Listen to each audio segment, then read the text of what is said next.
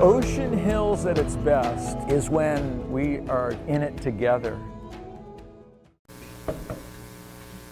So I'm just going to make sure that the mic is working. Okay. Well, it is a super privilege to be here today, and I just want to say to all the young moms in the room, you are my heroes. You are survivors. And to all the mentor moms, you are wise, and the young moms are very blessed to have you in their lives.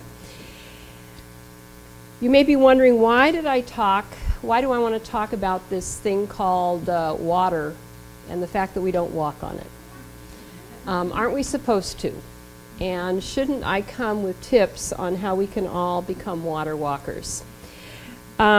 I think that would sort of be like taking a real simple magazine, reading it and thinking you could do everything in that magazine and your house could look just like that. And real simple is not real simple. So I would like to talk about real. And let's acknowledge that we deal with a lot of pressure and expectation and guilt. And I'm just going to propose the fact today that we often are feeling the pressure to be perfect, but we're not. I want to begin and read and enter a story that I love, where I think Jesus addresses some realities. And the reality is, in our life, we have storms. So I'm going to invite us today to kind of acknowledge, which all of our table has done so beautifully, to just say, you know, we have storms. We have things in our life that are just difficult and unnerving, fear-producing, or just resentment-producing. So we're going to talk about storms today, and I'm hoping that by the end we will have learned some things that equip us to move through storms, not feeling like we need to walk on water, but that we can be with Jesus in the midst of them. One of my very favorite passages of Scripture is Mark 14. I've written that out on the sheet and would love for you just either to listen or read along, however you hear best. But come with me into the midst of a storm. And the privilege at this point is that we will have Jesus meeting us in our storm. Jesus had been serving. He'd actually been feeding a lot of people, as many of you have been previous to coming today. And he makes his disciples get into the boat and go on ahead of him to the other side while he dismisses the crowd. After he dismissed them, he went up on the mountainside by himself to pray. Later that night, he was there alone, and the boat was already a considerable distance from the land, buffeted by the waves, because the wind was against it. Shortly before dawn, Jesus went out to them, walking on the lake. And when the disciples saw him walking on the lake, they were terrified. "It's a ghost," they said, and cried out in fear. But Jesus immediately said to them, as I believe he says to us today, in the midst of whatever storm we happen to be in, "Take courage. It is I. Don't be afraid." Take courage, it's I. Don't be afraid. "Lord, if it's you," Peter replied, "tell me to come to you on the water." "Come," he said. And then Peter got down out of the boat, walked on the water, and came towards Jesus. But when he saw the wind, he was afraid. And beginning to sink, he cried out, "Lord, save me." Immediately, Jesus reached down his hand and caught him. "You have a little faith," he said. "Why did you doubt?" And when they climbed into the boat, the wind died down. Then those who were in the boat worshipped him, saying, "Truly, you're the Son of God.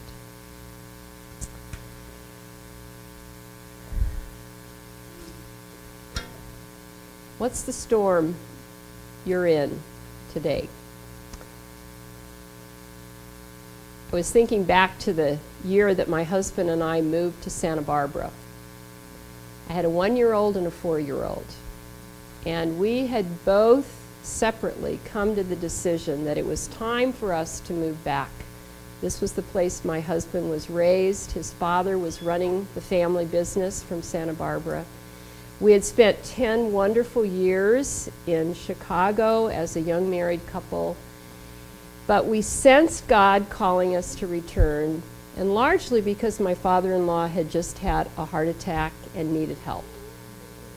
So we were at peace about returning and coming to Santa Barbara with our young family, and we got here, and suddenly all the construction jobs that my husband had took him out of town.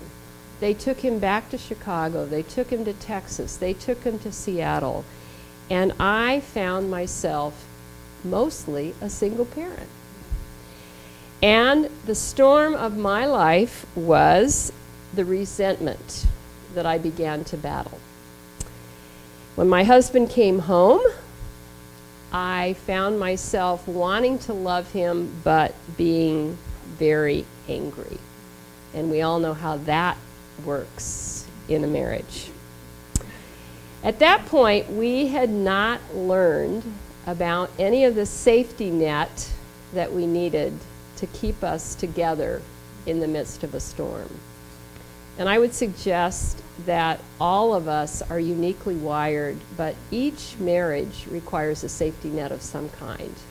And that's something that you and your husband have to work out. What is that safety net for you? So we were in the midst of a storm, and it took us quite a while to work on our safety net.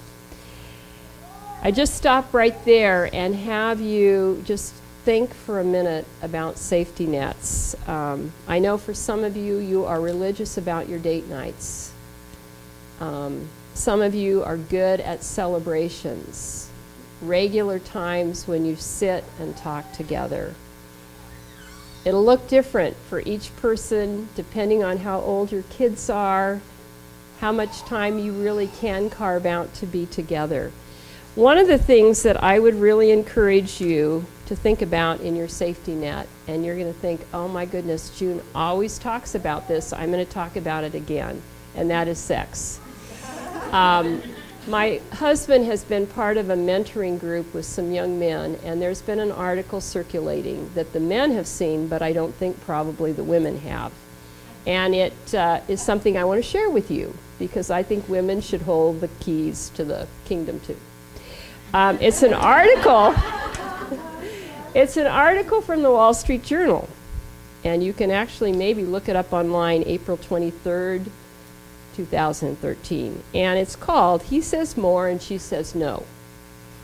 And it's the story of a couple called the Mauers.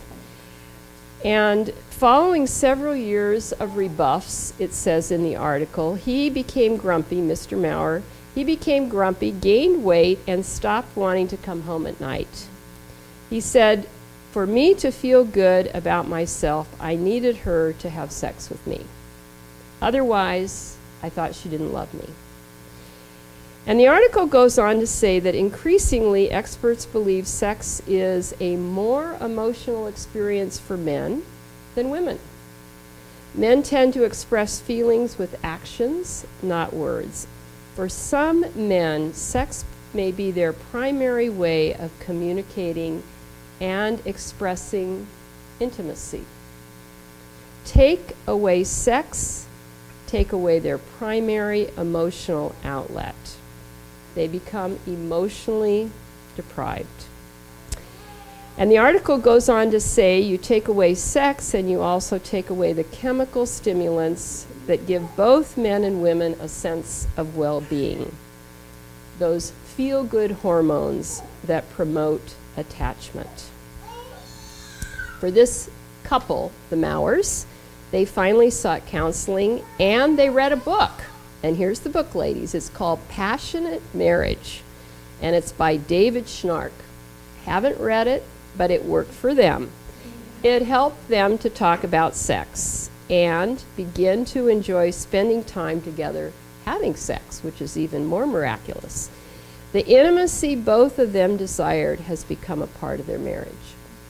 So, from the Wall Street Journal to us, I would just suggest that whatever safety net you design for your marriage, think about sex being a part of it. Let's go back to storms and think about those. What kinds of behaviors do we slip into in the midst of storms? I have the privilege every week of going to Samarkand, and I do devotions in the health center and the nursing facility. And last week I took this passage and I read the passage and I said to my friends there, what do you do when you're in a storm? And one man said, I get mad. And another woman said, I get sad. And another woman said, I try to figure out a way to fix it. And I thought, that about sums up the options. I mean, that was profound. That was so profound. So fear can lead us into all those behaviors in the midst of the storm. I don't know how many of you saw The Life of Pi, but he had this embrace of storms that I don't. I mean, I see the wind and the waves, and it just makes me afraid. And I think fear can lead us into sadness. We can disconnect. We can become anxious, depressed, despairing. We can go silent. That's one sad kind of picture. We can get mad. We can blame God. We can blame our husbands. In the story we just read with the boat, Peter could have blamed the people that didn't get out of the boat. How come I'm experiencing the storm more than you are? Or we can be the fixers. It may be the great unfixable, but women, we're walkers on water. We're fixers. So we're going to fix this. We're going to do everything we can to fix it. So what's your storm behavior? In the midst of the storm, are you a go silent, sad person? You mad, blame? You try to fix it? Just think about that for a minute. And maybe you want to jot down something on your notes.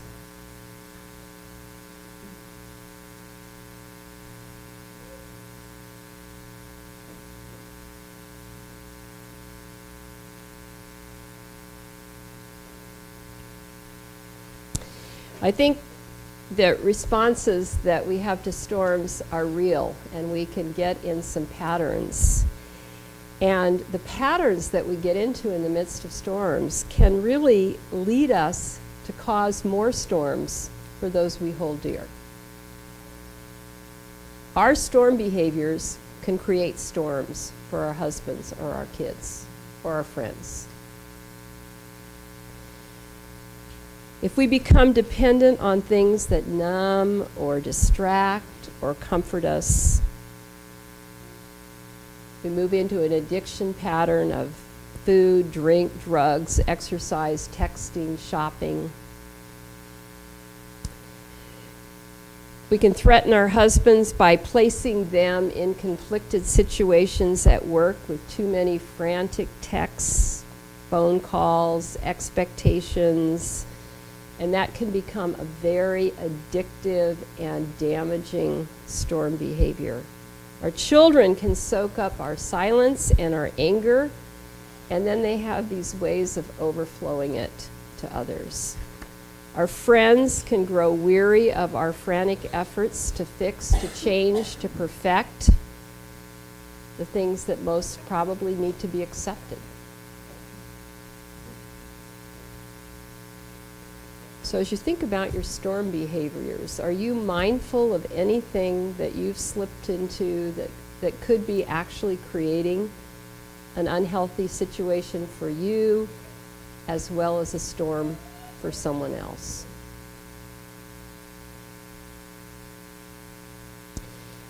Let's go back to the passage, because in the passage there is a storm, and Jesus comes to his friends in the midst of it and says, "Take courage, it's I. Don't be afraid." Where right now could you receive those words? Take courage, it's I. Don't be afraid. Peter says, "Lord, if it's you, tell me to come to you on the water." It's so remarkable that in the midst of the storm, Peter has this openness to being with Jesus, to seeing what Jesus can do with him and in him. He just wants to be with Jesus. Is he impetuous? Is he adventurous? Is he crazy? Is he desperate? Is he devoted? Maybe he's all of those things. But I love the heart that in the midst of this storm, Peter just wants to be with Jesus. And so Jesus says to Peter, "Come." And we see Peter getting down out of the boat and walking on the water and coming toward Jesus. I was in Dallas 2 weeks ago, and there was an artist's painting of what it looked like, or what it might have looked like, for Peter to walk to Jesus. And the waves are big, and the billows of the clouds. And there's a part of me that says, Jesus, get real. Just make it calm. I mean, this guy's gotten out of the boat. He's walking toward you. Be good to the guy. But the picture shows Peter in the midst of all of this, and I'm like, that's scary. That is just not, that's not easy. And so we see Peter losing a little bit of courage and sinking.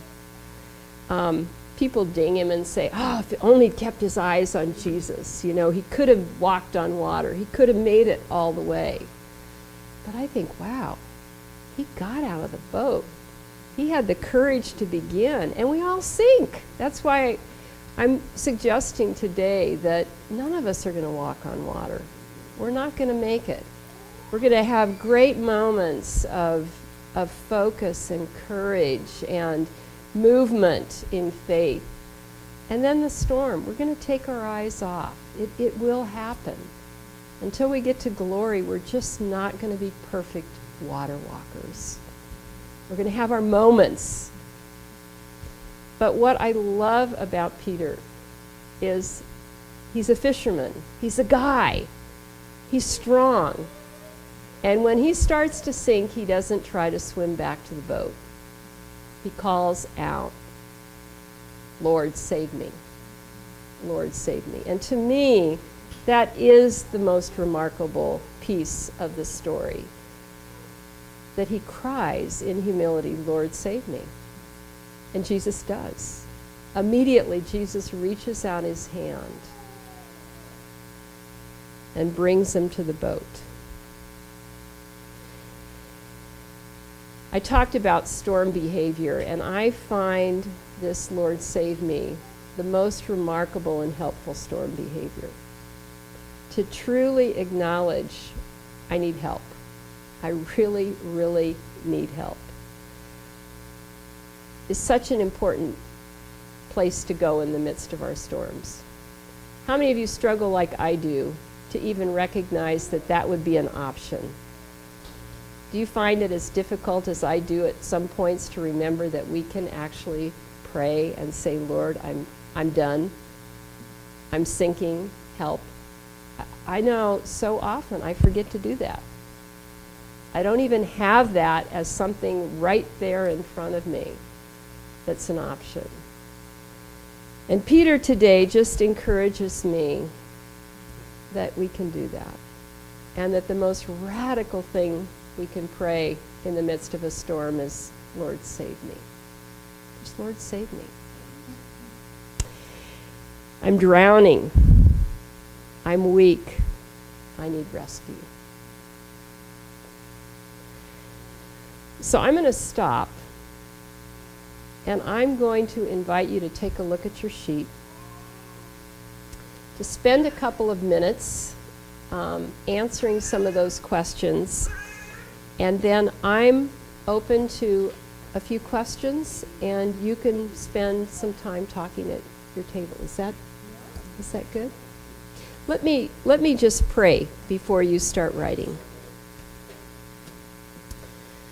Father, I thank you this morning that we are women who can acknowledge that we need you. Even when we try to believe that we walk on water or we should walk on water, Father, we know that often we're sinking. And so I thank you for the reminder of your words. Take heart, take courage. It's I, don't be afraid. And I pray that whatever storms we're in the midst of right now, or will be in the midst of, that you're present. And the waves may not cease, the wind may not stop. You may invite us to walk into the water, even with all of that, but you're with us. It may be later, Father, later when we're back in the boat, that everything is peaceful again. Father, teach us, as you did Peter, profound lessons, even in the midst of the storm, and give us the courage to be present with you, to invite you to help us, and we'll give you the praise and the glory and worship you as Peter and the men in the boat did later. Amen. So take a couple minutes, look at the questions at the bottom of your sheet, and then if you have a couple questions for me, I'll field those before we discuss at the table.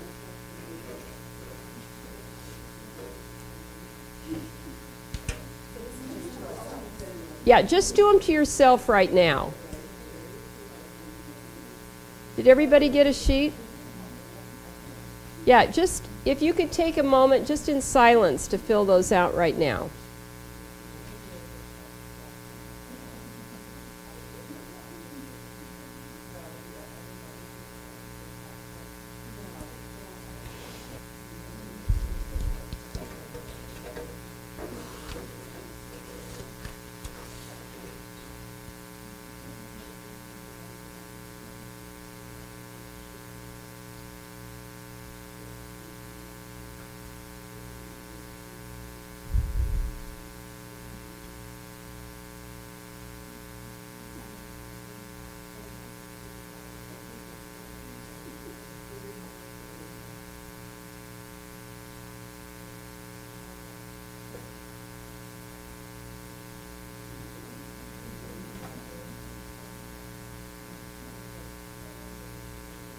Take another 2 minutes just to fill those out.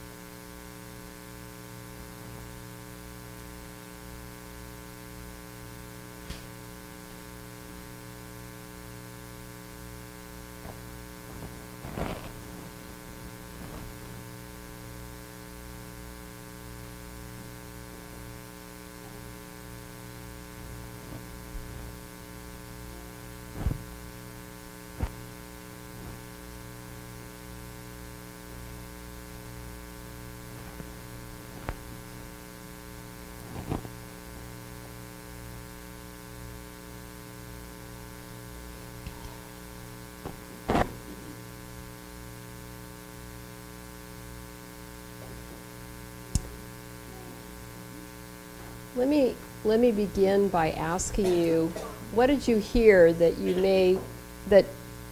what did you hear from what I said? And maybe it's even something that you disagree with. Please.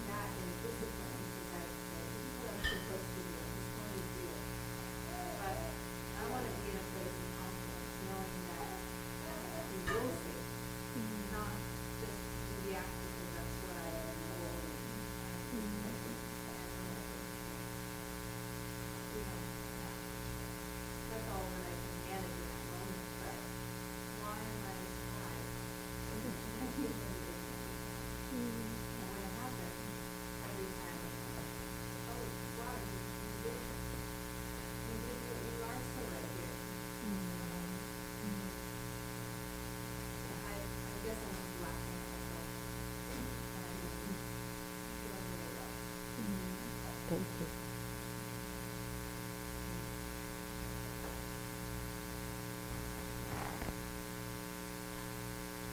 Somebody else, what did you hear?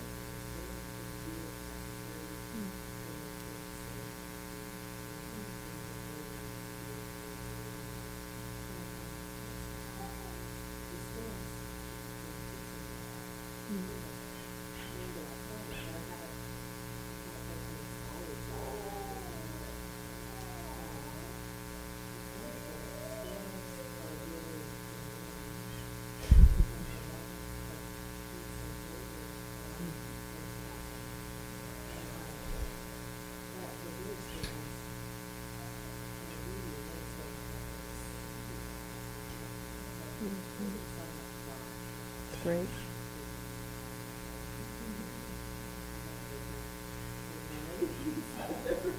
Thank you. That's great. Somebody else. I like what she said about that we all will sink, and that when you come out of it and when you're back in the boat, that you give thanks and glory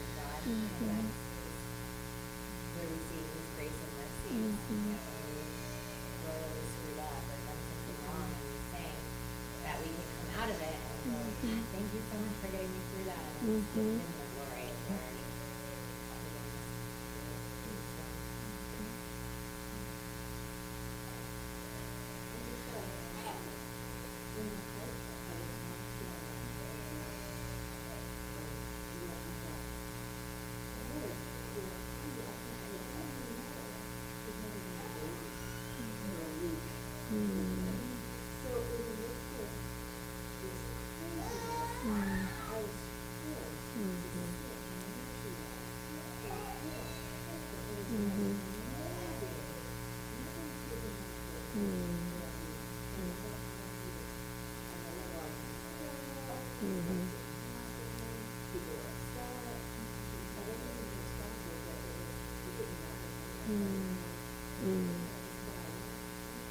That's great.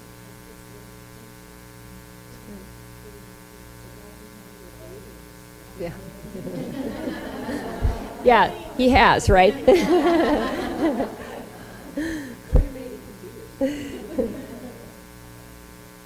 Anybody else?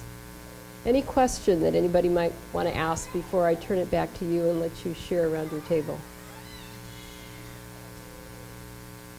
Okay, then go ahead and share whatever you want from those responses, and maybe there's something that God laid on your heart that you can pray about, even as a group, that He would enable you to do as a response today.